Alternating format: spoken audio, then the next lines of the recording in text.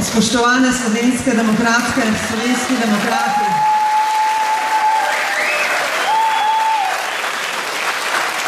Spoštovani ostali prisotni, dragi prijatelji in prijateljice. Danes se tu srečujemo tisti, ki smo se že dolgo srečevali.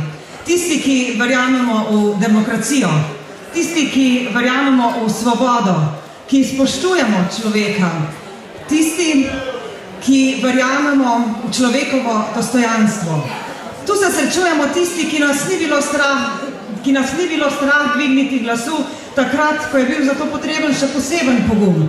Vedeli smo, v kaj verjamemo in vedeli smo in verjeli, da bomo nekoč to dosegli. Bili smo vztrajni, mnogokrat smo bili skupaj žalostni, velikokrat smo se tudi skupaj veselili. In takšne poslance v Evropskem parlamentu mora imeti tudi Slovenija. Glasne,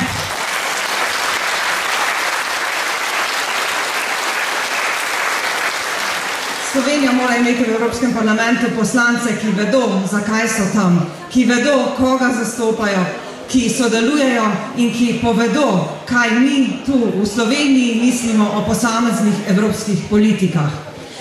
Ampak to, da bomo to dosegli, moramo seveda imeti ne le dober program, ne le dobre kandidatke in kandidate na listi, moramo se tudi udeležiti volitev. In zato vas vabim,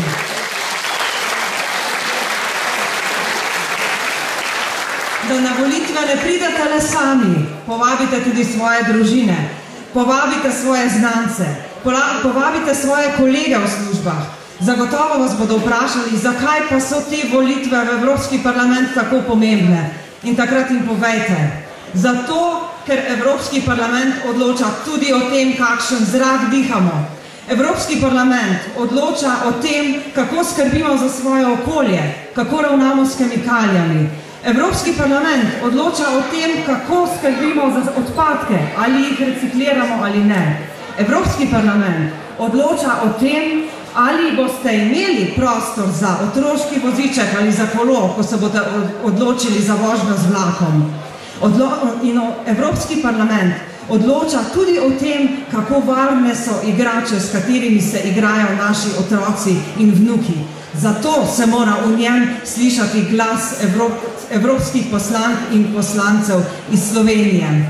Da bo ta glas še močnejši, pridite, obkrožite številko 8. Kmalu bodo volitve, še dober teden. Zato vas vabim, da vsi skupaj še zdržimo, še malo stisnemo, naredimo, kar se da in v naslednjo nedeljo zmagamo, ter potem dokažemo, da Slovenija resnično zmore več.